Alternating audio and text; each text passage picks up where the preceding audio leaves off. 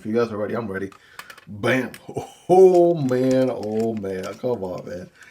Ooh, guys, we're in for a treat. We're absolutely in for a treat. Straightforward, there's a knife, and that's pretty much it, right? So nice and cushiony, by the way, so you know it's gonna get to you in good shape.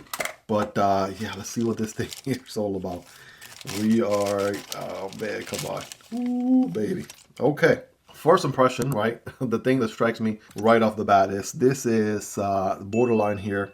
Work of art, almost looks like a custom knife. Doesn't even seem or look like a production knife, if I'm being honest. The uniqueness right here is through the roof. Let's just kind of sort of break it down one step at a time. For starters, you're getting a titanium integral handle here, and not only is this thing fully milled out of one piece of titanium, but it's also like different grounds, kind of like what you see on blades, like different, you know, undulations and whatnot, if that's the right word, on the handle there. Then you get to the pivot and you got this thing kind of looks like a car rim. That's looking pretty interesting there as well. Wonder if that moves. I don't see any movement there. Then we got this kind of TV dial right here. That one moves a bit. I wonder what that one is all about. Can move that one a tad bit here and there. Oh, hold on. There is some movement. It is spring loaded. Okay, might be a button lock. Is that what we're looking at? Okay, that will be interesting. And then we have, of course, the 3D printed pocket clip, which is not deep carry and also not reversible. On the other side, it's just a very clean design on the other side. It will be about that much sticking out of the pocket. But with that in mind, I mean, just check out how close that blade is to both sides of this integral handle, right? Check out the thickness. Definitely some thick scales, especially here towards the back end for sure. Love the this is an interesting, whatever hardware is holding this thing looks very similar to the front there. And I want to say it looks like this one screw here is long enough and it makes it to the other side right there. That's a very interesting decision there for your stop pin. But now that we got the 5X closer look, obviously it looks like we got thumb stud deployment here on both sides. And without further ado, if you're ready, I'm ready. Bam! Oh man, look at the look at this geometry, yo. Oh man. This is one naughty piece of blade right here. This is yeah, this is gonna be a naughty blade, no doubt about it. This thing is gonna be slicey as heck, and that recurve hawksbill geometry, oh my goodness. Now they call it the Dracula, and I'm thinking, you know, maybe the geometry, right? The Dracula fang, right? Going for the blood. But talk about a weird, quirky, interesting looking blade, right? This whole thing here feels like a flat grind, so that is a flat grind. Then you got these swedges right here. I mean, just basically millings, right, of different angles there on the blade. Definitely adds a lot of personality. That's a switch there, but definitely unlike anything you've seen from any other knife, that's for sure. And this one can do some damage. Whatever it is you're cutting with this bad boy, absolutely this one is going to do a pretty good job. Needless to say, doing drug cuts and utility cuts with this thing for utilitarian purposes every day, you know, opening up packages and tearing down boxes in style. I mean, just look at this thing. Just gonna set it down for a second. All right, we gotta zoom out a bit because this thing got some size to it, no doubt about it. Just look at that, right? Just take a second to take it all in, and holy macaroni, is this something truly special or what? Now we got M390 steel, right? Got Dracula Forever steel there printed on the blade. The show side is pretty clean, no billboarding.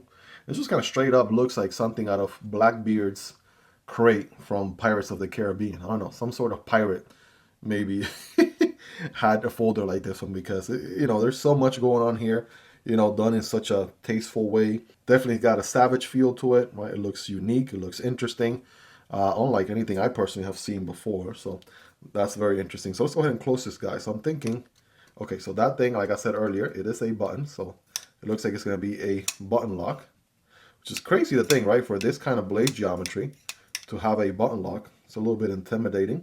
Now, what kind of button lock are we talking about? It is going to be a good old plunge lock button lock. So there's a cutout on the blade, so you can see, and then it's going to lock right there with that cylinder shape. Boom, just like that. And then, you know, kind of provide somewhat of a detent feel, even though there's no detent here. You're just overcoming the cylinder there for the deployment. So bam, boom. I mean, as far as fidget factor, you got a chunk of blade just swinging out on ball bearings with a tiny little button right there. Honestly, I could get used to this. Thumb deployment feels good. Let's check that reverse flick. There we go. I'm gonna do that behind the nail right there like that. Oh man, I'm moving. I'm moving like 3 pounds worth of blade. It feels like. Look at this. Bam! My finger got to go to the gym for that. And then there's the attention to detail on the thumb studs, right?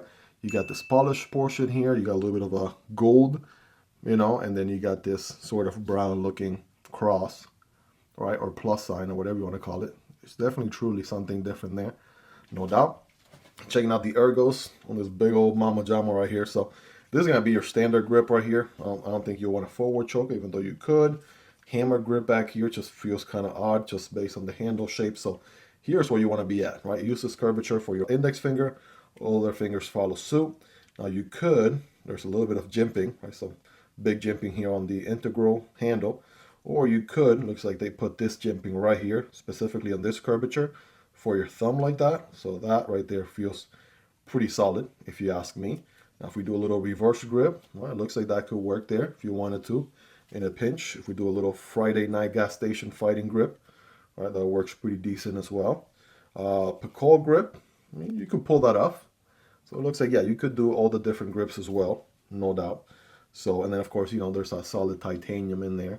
I want to say no milling on either side. So they kind of went for the whole bulky, overbuilt pocket tank aesthetics, right? There's no milling on this side or that side. So there's one full chunk of titanium here we're working with. For sure.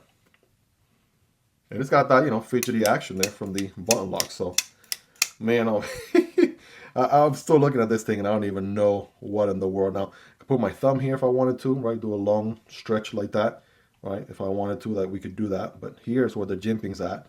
And then, of course, with the recurve geometry, you know, this thing is going to trap material.